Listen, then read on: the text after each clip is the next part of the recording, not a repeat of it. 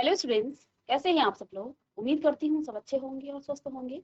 मैं Meena Rana ICT virtual class में आपका स्वागत करती हूँ। स्टूडेंट्स, हम पढ़ रहे हैं क्लास 12th का मैथ्स और यहाँ पर हमारा फर्स्ट चैप्टर चल रहा है जिसका नाम है रिलेशन एंड फंक्शन। जैसा कि आप जानते हैं, प्रीवियस लेक्चर में हमने टाइप ऑफ रिलेशन पढ़े थे और यहाँ पर हम क्लास 12th में क्या करते हैं, एक सेट का उसी सेट के साथ रिलेशन हम यहाँ पर पढ़ रहे हैं। टाइप ऑफ रिलेशन में हमने दो रिलेशन पहले ही पढ़ लिए हैं, जिनमें आपका यूनिवर्सल रिलेशन है और एम्प्टी रिलेशन है। यूनिवर्सल रिलेशन क्या होता है? एक ऐसा रिलेशन जो उस सेट के कार्टेशियन प्रोडक्ट के इक्वल आ जाता है, तो ऐसे रिलेशन को हम क्या कहते हैं? Universal relation. और एम्प्टी रिलेशन क्या होता है? एक ऐसा रिलेशन जिसमें आपको एक भी एलिमेंट्स ना मिले, तो ऐसे रिलेशन को आप क्या कहते हैं? एम्प्टी रिलेशन कहते हैं। इसमें आपके 5 एलिमेंट्स होते हैं। 5 का मतलब कोई भी एलिमेंट्स ऐसा नहीं है जो इस रिलेशन में आ रहा है। ठीक है। इसके बाद तीसरा हमने यहाँ पर प्रीवियस लेक्चर में पढ़ा था आइडेंटिटी रिलेशन। इसको हम एक बार रिवाइज करेंगे क्योंकि इसी से आपका इक्विवेलेंट रिलेशन क्या होगा? कोरिलेट होगा। तो आइडेंटिटी रिलेशन क्या होता है? हमने क्या कहा? A relation R in a set A is said to be identity relation when every element in set A related to itself only। का मतलब क्या हुआ? एक ऐसा रिलेशन किसी सेट A में जब प्रत्येक एलिमेंट्स किसका? सेट ए के प्रत्येक एलिमेंट्स का related to itself only. Set का प्रत्येक एलिमेंट्स खुद से ही रिलेटेड हो, खुद से ही वो रिलेशन में हो, तो ऐसे रिलेशन को हम आइडेंटिटी रिलेशन कहते हैं। ठीक है। जैसे हम क्या कह रहे हैं, यहाँ पर ए सेट है जिसके एलिमेंट है 1 2 3 और इस सेट का इसी सेट के एलिमेंट्स के साथ रिलेशन होगा, तो हम क्या कहेंगे? 1 का 1 के साथ रिलेशन होना चाहिए, 2 का 2 के साथ, 3 का 3 के साथ रिलेशन होना चाहिए। मैप में आप इस तरह से इसको दर्शाएंगे, 1 इज रिलेटेड टू इटसेल्फ, 1 से रिलेशन होगा। यहाँ पर हमने ओनली वर्ड को सर्कल किया है। ओनली का मतलब क्या है? कोई भी रिलेशन ऐसा ना हो, कोई भी रिलेशन आपका इस तरह का ना हो, किस तरह का कि 1 का रिलेशन 2 के साथ हो रहा है। अगर ऐसा होता है तो वो रिलेशन आपका आइडेंटिटी रिलेशन नहीं होता है। यानी कि एक ऐसा रिलेशन जिसमें एक एलिमेंट खुद से ही रिलेशन में होगा, इसके अलावा कोई भी आपको ऐसा रिलेशन नहीं मिलना चाहिए। ठीक है। तो मैंने यहाँ पर 3 आपको एग्जांपल लिखे हैं रिलेशन, 3 रिलेशन यहाँ पर लिखे हैं, R1 R2 और R3। R1 रिलेशन में देखिए 1 का 1 के साथ रिलेशन है, 2 का 2 के साथ है और 3 का 3 के साथ है। जब भी आपको इस तरह के डबलेट्स एलिमेंट मिले तो ऐसे रिलेशन को आप क्या कहते हैं? वो आपका आइडेंटिटी रिलेशन होता है। इसके अलावा R2 आपके पास क्या है? 1 1 2 2 3 3 और 1 3 भी यहाँ पर हमने इंक्लूड करके आपको दिखाया है कि ये जो रिलेशन आपको R2 दिख रहा है ये आपका आइडेंटिटी रिलेशन नहीं है। मैं यहाँ पर क्रॉस मार देती हूँ। ठीक है। क्यों ये आइडेंटिटी नहीं है? क्योंकि इसकी डेफिनेशन में क्या कहा गया है कि every elements in set A related to itself only. वो सिर्फ खुद से ही रिलेशन में होगा, इसके अलावा कोई और रिलेशन इसमें नहीं हो सकता है। तो यहाँ पर 1 1 2 2 और 3 3 तो है, लेकिन इसके अलावा 1 का 3 के साथ भी रिलेशन है और ऐसा आइडेंटिटी रिलेशन में नहीं होना चाहिए। इट मीन्स आप यहाँ पर क्या कहेंगे कि ये आपका आइडेंटिटी रिलेशन नहीं है। इसके अलावा R3 हमने यहाँ पर एक और रिलेशन लिखा जिसमें 1 1 2 2 है, लेकिन 3 3 आपके पास नहीं है, 3 का 3 के साथ रिलेशन नहीं है, तो ऐसे रिलेशन को भी आप आइडेंटिटी रिलेशन नहीं कह सकते। तो ये आपका क्या है? आइडेंटिटी रिलेशन है। इसके बाद मोस्ट इंपॉर्टेंट जो बोर्ड एग्जाम में आपको जिस पर बेस्ड आपके क्वेश्चन पूछे जाते हैं, रिफ्लेक्सिव, सिमेट्रिक और ट्रांजिटिव जो रिलेशन है ये बहुत इंपॉर्टेंट है। और आप प्रीवियस ईयर के जितने भी क्वेश्चन है वहां से आप उठा लीजिए। ये जो कॉन्सेप्ट था आपका, यूनिवर्सल हो गया, एम्प्टी हो गया और आइडेंटिटी होगा, ये कॉन्सेप्ट बेस्ड था। ठीक है। जितने भी क्वेश्चन आपको पूछे जाते हैं रिफ्लेक्सिव, सिमेट्रिक, ट्रांजिटिव और इक्विवेलेंस रिलेशन से ही आपको मोस्टली पूछे जाते हैं। ठीक है। तो रिफ्लेक्सिव रिलेशन होता क्या है? इसको हिंदी में आप स्वतुल्य संबंध कह सकते हैं। A relation R on set A is said to be reflexive। एक रिलेशन R किसी सेट A में रिफ्लेक्सिव कब कहलाएगा? जब उस रिलेशन का, देखिए, for if A, A belongs to R, जैसे कि हमने आइडेंटिटी में कहा था, तो ये इसके डेफिनेशन आप इसको एक तरह से मान सकते हैं। A, यानी कि A आपका कोई एलिमेंट्स होगा for A belongs to, for all मतलब सभी एलिमेंट्स के लिए A बिलोंग्स टू A, यानी कि जो A होंगे वो किस सेट ए के एलिमेंट्स होंगे, जो स्मॉल ए यहाँ पर लिखा है वो सेट ए के एलिमेंट्स होंगे, और हर ए आपको कहाँ से मिलेगा, ए से ही मिलेगा, सेट ए से ही आपको मिलेगा। ठीक है, तो ऐसा आपके पास होना चाहिए, ए बिलोंग्स टू ए। अब यहाँ पे मैंने एक रिलेशन R1 लिखा है, 1 1 2 2 3 3 और 1 3। ठीक है, तो 1 1 2 2 3 3 और 1 3 भी यहाँ पर है। ये रिलेशन आपका रिफ्लेक्सिव है, क्योंकि इसकी डेफिनेशन में ऐसा कोई बॉन्डिंग नहीं है कि सिर्फ ओनली जैसे वर्ड यहाँ पर यूज नहीं हुआ है, तो इस रिलेशन को आप क्या कह सकते हैं, ये आपका रिफ्लेक्सिव रिलेशन है। इसमें आइडेंटिटी तो होंगे, मतलब 1 का 1 के साथ, 2 का 2 के साथ, 3 का 3 के साथ तो होगा। इसके अलावा अगर कोई और रिलेशन है तो ऐसे रिलेशन को आप सतुल्य संबंध या रिफ्लेक्सिव रिलेशन आप इसको कहते हैं। इसके बाद मैंने यहाँ पर दूसरा रिलेशन R2 लिखा है, जिसमें 1 1 2 2 3 3 है, तो ये आपका रिफ्लेक्सिव और आइडेंटिटी रिलेशन है। तो इस इन दोनों कंक्लूजन से R2 यहाँ पर दूसरा है, 1 1 2 2 3 3 और 2 3, 2 का 3 के साथ भी रिलेशन है, तो ये भी आपका क्या है, रिफ्लेक्सिव रिलेशन है, लेकिन ये आपका आइडेंटिटी रिलेशन नहीं। ठीक है, तो आप इस कंक्लूजन पर निकले कि जो आपका आइडेंटिटी रिलेशन है वो हमेशा आपका रिफ्लेक्सिव रिलेशन है होगा। ठीक है, लेकिन जो आपका रिफ्लेक्सिव रिलेशन है वो जरूरी नहीं है कि वो आइडेंटिटी होगा, हो भी सकता है, नहीं हो, कब हो सकता है, जब उसमें डबलेट एलिमेंट के अलावा कोई और एलिमेंट्स ना हो, तो उस केस में वो जो आपका रिफ्लेक्सिव रिलेशन है वो आपका आइडेंटिटी रिलेशन होगा। लेकिन जो आपका आइडेंटिटी रिलेशन है वो हमेशा ही क्या होगा, एक रिफ्लेक्सिव रिलेशन होगा। ठीक है, तो 1 नंबर में आपके पूछे जा सकते हैं कि जो आपका आइडेंटिटी रिलेशन है क्या वो रिफ्लेक्सिव रिलेशन है, आप कहेंगे यस। ये आपका ऑलवेज क्या लिखा है, identity relation on set A will always be reflexive. कोई भी आइडेंटिटी रिलेशन आपके पास गिवन है तो वो हमेशा आपका क्या होगा, रिफ्लेक्सिव रिलेशन होगा ही होगा। तो इस तरह के क्वेश्चन आपको पूछे जाते हैं। फर्स्ट आपके पास ये है इंपॉर्टेंट। इसके बाद सिमेट्रिक रिलेशन की हम बात कर रहे हैं, जिसमें आपका सममित संबंध है। सममित संबंध में a relation R on set A, एक रिलेशन आर किसमें, सेट ए में, और ए में एलिमेंट्स हैं 1 2 और 3, is said to be symmetric. वो सिमेट्रिक कहलाएगा कब, if a, b belongs to R। a और b कहां पर बिलोंग कर रहे हैं, किसी रिलेशन R में। तो यहां से क्या हो जाएगा कि b और a भी इस रिलेशन R में होने चाहिए। तो ऐसी कंडीशन में उस रिलेशन को आप क्या कहेंगे, वो आपका सिमेट्रिक रिलेशन है। अब यहाँ पर आप देख पा रहे हैं एक रिलेशन मैंने लिखा है 1 2 और 2 1। ठीक है, ये आपका क्या है, ये आपका सिमेट्रिक रिलेशन है, ये आपका क्या है, सिमेट्रिक रिलेशन है। ठीक है, अब यहां पर देखिए इस केस में 1 2, अगर 1 2 है तो 2 1 भी इसको होना पड़ेगा, तभी जाके ये आपका सिमेट्रिक, इस एलिमेंट, ये एलिमेंट आपका, तो 1 2 है तो 2 1 भी यहाँ पर है, तो ये एलिमेंट्स आपका सिमेट्रिक हो गया। 2 3 है तो आपके पास क्या होना चाहिए, 3 2 भी होना चाहिए, तो 3 2 भी आपके पास है। 1 3 है तो 3 1 भी आपके पास है। तो इसलिए ये जो रिलेशन है ये आपका क्या है, ये आपका सिमेट्रिक है। इसमें चेक करते समय आप एक ध्यान देंगे कि अगर दो एलिमेंट्स के, जैसे यहाँ पर 1 2 है 2 3 है, तो आपने सारे एलिमेंट्स के लिए चेक करना है, तभी आप कह पाएंगे कि वो आपका क्या है, सिमेट्रिक रिलेशन है। ठीक है, ऐसा नहीं है कि 2 3 एलिमेंट्स के लिए तो ये ट्रू है, जैसे यहाँ पर 1 2 का है 2 1 है, 2 3 का है तो 3 2 भी है, और 1 3 के बाद अगर यहाँ पर 3 1 ना होता तो ये सिमेट्रिक नहीं होता। ठीक है, तो सारे एलिमेंट्स को आपको चेक करना है कि वो सिमेट्रिक है या नहीं है, अगर कोई रिलेशन आपको गिवन है तो। ठीक है, तभी आप कह पाएंगे कि वो रिलेशन आपका क्या है, सिमेट्रिक है।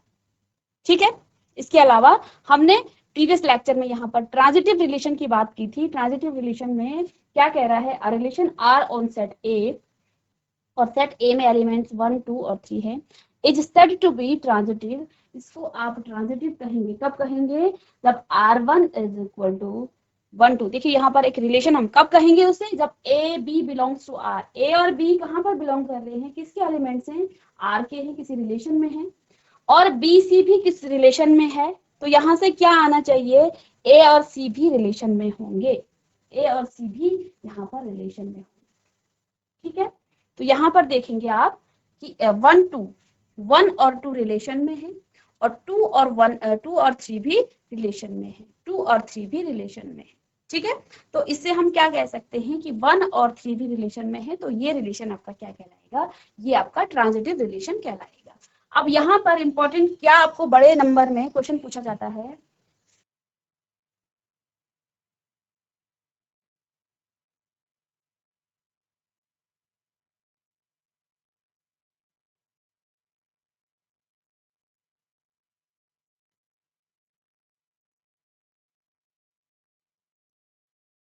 इक्विवेलेंस रिलेशन, या फिर इसको आप कहेंगे तुल्यता संबंध।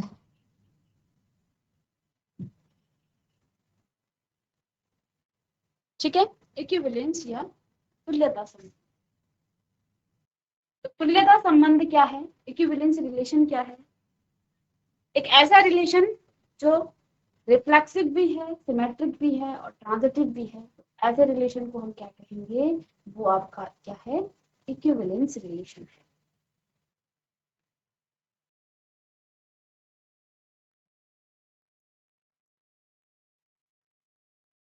Relation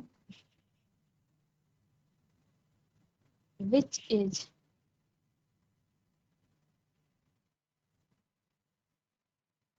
reflexive,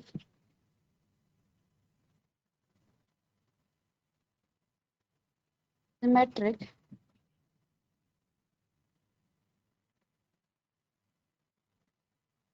transitive is called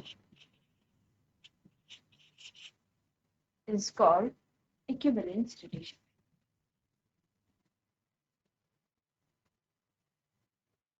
Is called equivalence relation.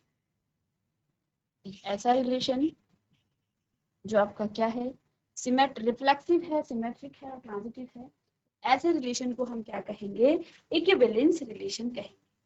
ठीक है, तो किसी भी रिलेशन को आप इक्विवेलेंस प्रूव करने के लिए आपको उस रिलेशन को क्या प्रूव करना पड़ेगा, पहली कंडीशन में उसको रिफ्लेक्सिव बनाना पड़ेगा, दूसरी कंडीशन में उसको सिमेट्रिक आपने बनाना है, सिमेट्रिक उसको प्रूव करना है कि वो रिलेशन आपका सिमेट्रिक है, और तीसरी कंडीशन में आपको उसे ट्रांजिटिव रिलेशन बनाना है। यदि वो रिफ्लेक्सिव भी हो गया, सिमेट्रिक भी हो गया और ट्रांजिटिव भी हो गया, तो उस रिलेशन को आप क्या कहेंगे, वो आपका इक्विवेलेंस रिलेशन है।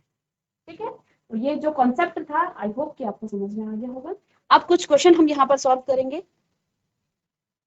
देखिए, क्वेश्चन एग्जाम्पल आप 1 हमने कर लिया था, तो यहाँ पर क्या लिखा है, late T be the set of all triangles in a plane with R a relation in T, with R a relation in T given by R is equal to T1 और T2 और T is congruent to T।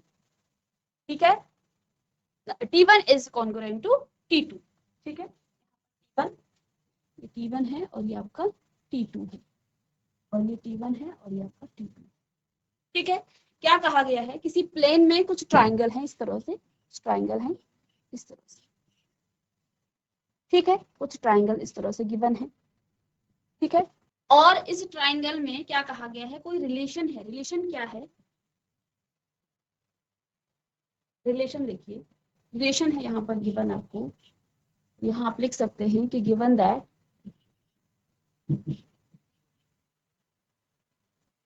ये आपको दिया है, क्या दिया है, relation R is equal to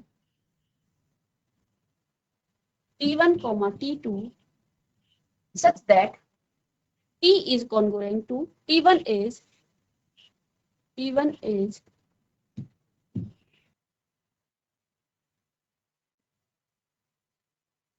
congruent to T2। ठीक है, T1 is congruent to T2। अब इस बात को आप क्या लिख सकते हैं, R is equal to T1, T2 such that T1 is congruent to, congruent का साइन ये हो जाएगा congruent to T2, ऐसा लिख सकते हैं आप इस बात को। ठीक है, हमने यहाँ पर एक एग्जांपल दिया है कि यहाँ पर क्या कहा है कि T जो है, ये पूरा T है आपका, ये पूरा सेट आपका किसी प्लेन में कुछ इस तरह से ट्राइंगल आपको गिवन है, ठीक है, इस तरह से कोई ट्राइंगल गिवन है, तो ये जो टी है इन ट्राइंगल का सेट है, इन ट्राइंगल्स का यहाँ पर सेट है। अब यहाँ पर जो रिलेशन है, रिलेशन क्या है, टी इज कॉन्ग्रुएंट टू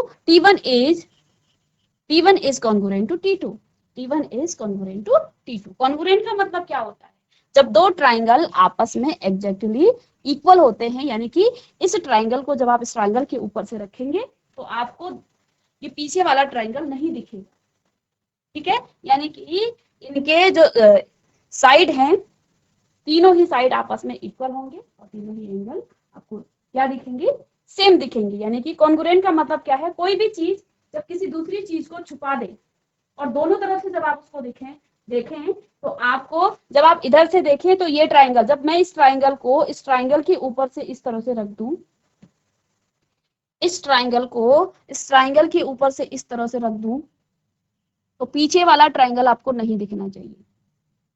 तो ऐसे फिगर को आप क्या कहेंगे कि ये दोनों ट्राइंगल आपस में कॉन्ग्रुएंट है। पीछे से भी अगर आप देखें तो दोनों, पीछे वाला ट्राइंगल दिखे, आगे वाला ट्राइंगल आपको ना दिखे, ट्राइंगल ये कॉन्ग्रुएंट आपकी ये होती है, ठीक है। तो कॉन्ग्रुएंट की बात की गई है कि T1 और T2 आपके क्या है, कॉन्ग्रुएंट है, so that the relation is equivalence relation. तो जो अभी अभी हमने पढ़ा है इक्विवेलेंस रिलेशन, हमें ये शो करना है कि जो ये रिलेशन आपको गिवन है ये आपका इक्विवेलेंस रिलेशन है, और इक्विवेलेंस रिलेशन को प्रूव करने के लिए हमें उसको सिमेट्रिक, रिफ्लेक्सिव, सिमेट्रिक और ट्रांजिटिव प्रूव करना पड़ेगा। और अगर कोई रिलेशन आपका रिफ्लेक्सिव, सिमेट्रिक और ट्रांजिटिव है तो वो रिलेशन आपका इक्विवेलेंस रिलेशन होगा, ठीक है। तो यहाँ पर देखिए रिलेशन आपको क्या दिया है, T1 और T2, ठीक है। तो देखिए फर्स्ट में आप लिखेंगे और रिफ्लेक्सिव, और रिफ्लेक्सिव। तो रिफ्लेक्सिव के लिए बच्चों हम क्या कर सकते हैं, लेट्स सपोज कि T belongs to T, T कोई छोटा ट्राइंगल है और ये कहां पर बिलोंग कर रहा है, इस T में, इस सेट T में, ठीक है। हमने क्या लिखा फॉर रिफ्लेक्सिव के लिए, T बिलोंग्स टू T, तो छोटा कोई ट्राइंगल है, ये ट्राइंगल कहां पे बिलोंग करता है, इस ट्राइंगल में, ठीक है। तो देखिए रिलेशन क्या है कि T1 is congruent to T2, तो इस रिलेशन के अकॉर्डिंग यहाँ पर हम क्या लिख सकते हैं, यहाँ पर हम क्या लिखेंगे, देखिए हमने क्या कहा कि T कहां पर बिलोंग कर रहा है, T बिलोंग कर रहा है आपका इस बड़े T में, यानी कि इस प्लेन में। तो यहां से हम क्या लिख सकते हैं कि T1, क्योंकि क्या कहा है, T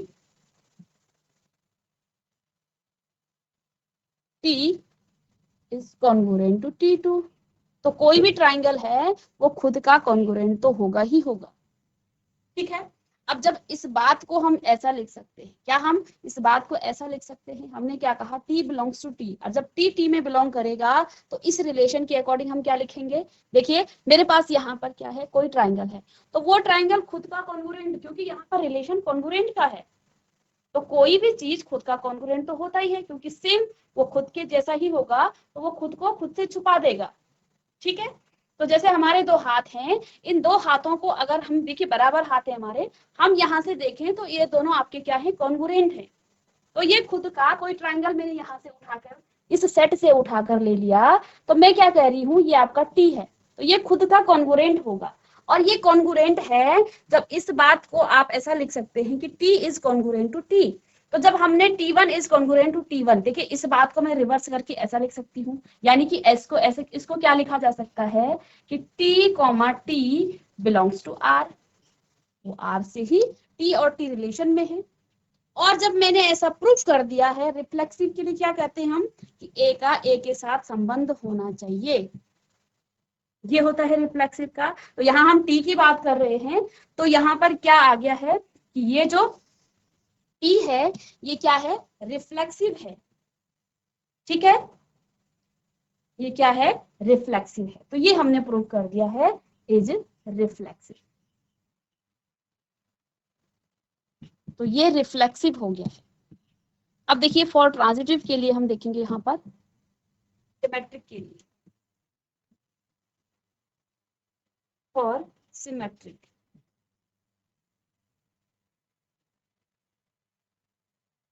और सिमेट्रिक, ठीक है। तो सिमेट्रिक के लिए क्या कहते हैं हम, सिमेट्रिक के लिए क्या कहा जाता है कि T1 और T2, लेट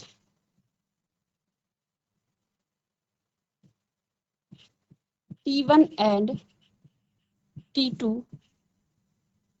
ये इस बात को हम लिख सकते हैं T1, T2 belongs to R। अगर T1 और T2 कहाँ पर बिलोंग कर रहे हैं, रिलेशन R में बिलोंग करते हैं, तो रिलेशन देखिए यहाँ पर क्या लिखा है, रिलेशन क्या है, रिलेशन है T1 और T2 दोनों आपस में कॉन्ग्रुएंट भी होंगे। यदि ये इस रिलेशन में है तो दोनों कॉन्ग्रुएंट भी होंगे। ठीक है, अगर T1 T2 के कॉन्ग्रुएंट है तो हम क्या लिख सकते हैं, T2 भी तो T1 के कॉन्ग्रुएंट होगा।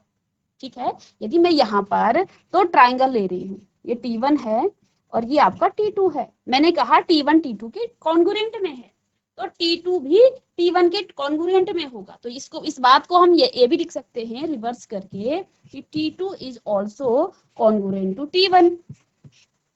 ठीक है, जब मैंने ये बात लिख दी तो इससे मैं क्या कह सकती हूँ कि T2 और T1 भी रिलेशन R में है, T2 और T1 भी रिलेशन R में है।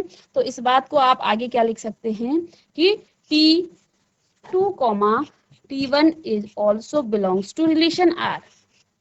तो देखिए यही चीज हमने प्रूव कर, देखिए किसी भी चीज को आप सिमेट्रिक प्रूव करने के लिए मैं क्या कहती हूँ, A B अगर रिलेशन R में है एंड अगर ए बी आपका रिलेशन आर में है तो बी ए भी रिलेशन आर में होना चाहिए, तभी वो सिमेट्रिक होगा। तो हमने यहाँ पर क्या कहा, जो बात आपको गिवन थी, T1 and T2 relation are में है, T1 और T2 रिलेशन आर में है, और रिलेशन यहाँ पर क्या है, T1 is congruent to T2। ठीक है, T1 is congruent to T2। इसको थोड़ा प्रैक्टिकली हमें लेना है कि दो ट्राइंगल मैंने लिए T1 और T2, T1 T2 के कॉन्ग्रुएंट है तो T2 भी T1 के कॉन्ग्रुएंट होगा। तो इस बात को मैं ऐसा भी तो लिख सकती हूँ रिवर्स करके कि एक ट्राइंगल T1 है तो ये इसको छुपा देता है तो ये इसको छुपाएगा, क्योंकि कॉन्ग्रुएंट का मतलब ही यही होता है दो चीजें एग्जैक्टली सेम होती है। ठीक है, तो ये इसके बराबर है तो ये इसके बराबर होगा। ठीक है, तो अब ये T2 इसके कॉन्ग्रुएंट में है। अब क्योंकि ये रिलेशन आपका इस तरह से था यहाँ पर, तो अगर मैं इसको लिख रही हूँ कि T2 कॉन्ग्रुएंट टू T1, तो हम या क्या लिख सकते हैं कि T2 and T1 is also belongs to R। तो ये इस रिलेशन में होगा, और ये मैंने प्रूव कर दिया है कि T1 और T2 बिलोंग्स टू R, तो T2 और T1 बिलोंग्स टू R। अगर ऐसा हो गया है तो ये आपका क्या होगा रिलेशन, ये रिलेशन आपका सिमेट्रिक हो जाएगा। इसको रफ कर देते हैं। ठीक है, अब तीसरी बात यहाँ पर ट्रांजिटिव के लिए, थर्ड है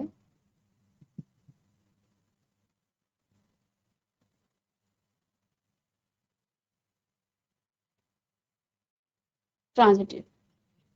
तो ट्रांजिटिविटी के लिए हम क्या कहते हैं, देखिए जनरली हम क्या कहते थे कि अगर A B belongs to relation R और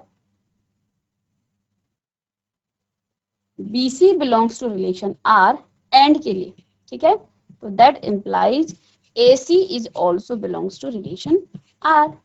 ऐसा हम जनरली ट्रांजिटिविटी के लिए क्या करते हैं, प्रूफ करते हैं कि अगर ए बी और A2 दोनों क्या है, रिलेशन में है।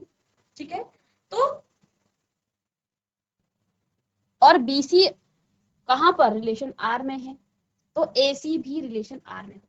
अब इस क्वेश्चन के लिए, इस पर्टिकुलर क्वेश्चन के लिए हम क्या कह सकते हैं, यहाँ पर देखेंगे, देखिए यहां हमने क्या कहा कि T1 और T2 belongs to R and क्या कहेंगे यहाँ पर T2 और T3 बिलोंग्स टू R।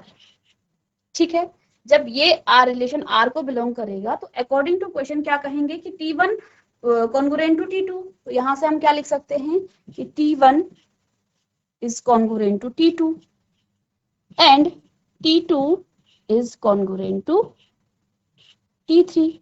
ऐसा हम लिख सकते हैं अकॉर्डिंग टू क्वेश्चन। यानी कि देखिए यहाँ पर जब T1 और T2 रिलेशन R में है तो रिलेशन क्या है, T1 और T2 आपस में कॉन्ग्रुएंट होंगे। क्योंकि ये T1 और T2 आपस में कॉन्ग्रुएंट हैं, यानी कि ये दोनों आपस में सेम होंगी, सेम ट्रायंगल आपको दिखेंगे। T2 और T3 आपस में ये रिलेशन R में है और T2 और T3 क्या है, आपस में कॉन्ग्रुएंट है। क्योंकि ये दोनों कॉन्ग्रुएंट हैं, अब आप देख पाएंगे कि ये T1 जो है T2 के बराबर है, और T2 जो है T3 के बराबर है। क्या कहा गया है, जो T1 है, मैं यहाँ पर आपको एक ट्राइंगल T1 है ये, और ये आपका T2 है, ठीक है, और ये आपका T3 है, ठीक है। T1 और T2 कॉन्ग्रुएंट कब होंगे, जब वो आपस में बराबर होंगे, ठीक है, जब वो आपस में बराबर होंगे।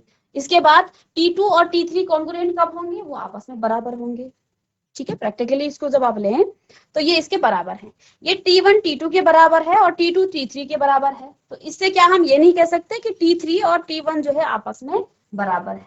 तो यहाँ पर हम क्या कहेंगे कि जो T3 है,